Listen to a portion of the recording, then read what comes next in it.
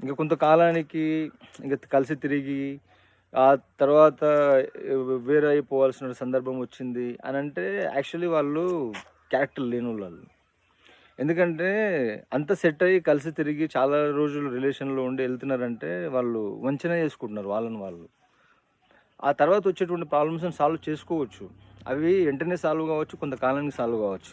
కానీ ఇద్దరు కూడా అక్కడ యూజ్ అండ్ త్రూ బాపత్ వాళ్ళు. అంటే టైమ్ బీయింగ్ పర్సన్స్ ఆళ్ళు. ఎందుకంటే అన్ని సంవత్సరాలు కలిసి జర్నీ చేసిర్రు అనంటే వాళ్ళ కంపాటిబిలిటీ కరెక్ట్‌గానే ఉంది కానీ, వాళ్ళకున్నటువంటి మైండ్ సెట్ కరెక్ట్ లేదు. ఎందుకంటే మూజి తీరిపోయిన తర్వాత వదిలేసుకోవడము, లేకపోతే యూజ్ చేసుకొని వాడుకోవడం అనమాట అది. అట్లాంటోళ్ళ గురించి నేను మాట్లాడదలుచుకోలేదు. ఇక తర్వాత పాయింట్ గతం గతహ లేకపోతే అంతా మన మంచికి అనే దానిపైన మాట్లాడుతున్నాం మనం.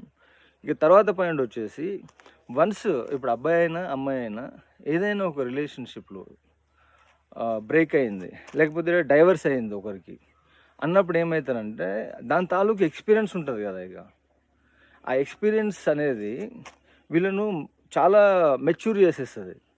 ఇప్పుడు ఒక అమ్మాయి ఉంది, ఆ అమ్మాయికి ఆ అబ్బాయికి సెట్ కాలేదు. త్రూ అవుట్ జర్నీలోనే రకరకాల సమస్యలు వచ్చినాయి. అది ఆమె నుంచి రావచ్చు, ఆ నుంచి రావచ్చు అనుకున్నాం. ఆ ప్రాసెస్లో అది కట్ అయిపోయింది. ఇంక మళ్ళీ దాన్ని జాయింట్ చేసి ఇక పాత కూడా కొత్త పెయింట్ వేసినట్టు, ఆల్రెడీ చెడిపోయిన కార్ని మళ్ళీ రిపేర్ చేసినట్టు అలా చెయ్యొద్దు. ఇక అది సెట్ కాలేదు, దాన్ని వదిలిపెట్టేసేయాలి. ఇక్కడ ఎవరికి ఏం అన్యాయం జరుగుతుంది? లైఫ్ అనే దానికి వాల్యూ ఉంది కదా. బలవంతంగా మ్యారేజ్ చేస్తే కలిసి ఉండాలని కలిపితే ఆఫ్టర్ మ్యారేజ్ అంతా అయిపోయిన తర్వాత వదిలేస్తే, పిల్లలు అయిన తర్వాత వదిలేస్తే సెట్ కావట్లేదు అనేది ఇక్కడనే అర్థమవుతుంది. డిస్టర్బెన్స్లు వచ్చి ఏదో మిస్అండర్స్టాండింగ్స్కి రావడం వల్ల అట్లా అయిందని అనుకుంటాము.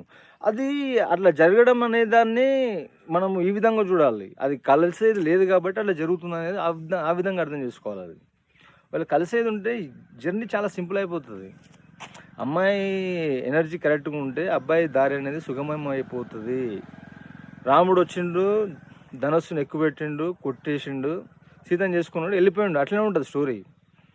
అంత ట్రాజడీ అవుతుంది అని, ఇదంతా రిస్క్ అవుతుంది, మిస్అండర్స్టాండింగ్స్ అవుతున్నాయి అని అంటే అది కరెక్ట్ లేదు. అది ఈయనతో మాట్లాడాలంటే రిస్క్ అవుతుంది అని అంటే అది కరెక్ట్ కాదని అర్థం చేసుకోవాలి. సెకండ్ పాయింట్ మాట్లాడుతున్నాము. సెకండ్ పాయింట్లో ఏంటంటే ఇప్పుడు వన్స్ కట్ అయిపోయిన తర్వాత బ్రేకప్ అనుకోవచ్చు, డైవర్స్ అనుకోవచ్చు, లేకపోతే స్టార్టింగ్లో ఉన్నప్పుడే అన్ని డిస్టర్బెన్స్లు వచ్చి కట్ అయిపోయిన వాళ్ళు కూడా కావచ్చు. వాళ్ళు